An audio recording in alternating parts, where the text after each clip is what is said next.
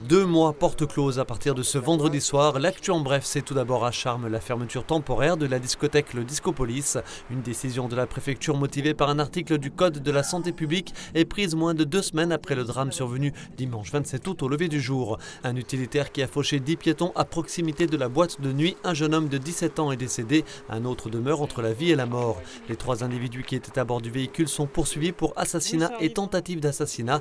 Le Discopolis avait déjà reçu 2 avertissements en janvier et en août. La préfecture indique que cette fermeture doit permettre à l'exploitant de mettre en place, en lien avec les services de l'État, un fonctionnement conforme à la réglementation et exempt de troubles à l'ordre public.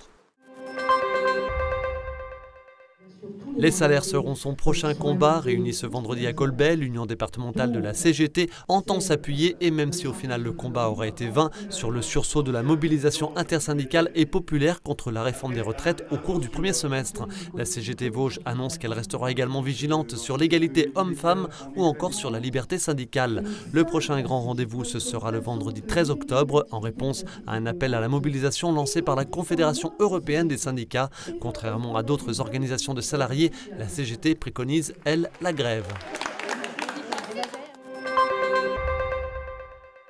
L'audience solennelle est ouverte, je vous en prie, asseyez-vous, merci.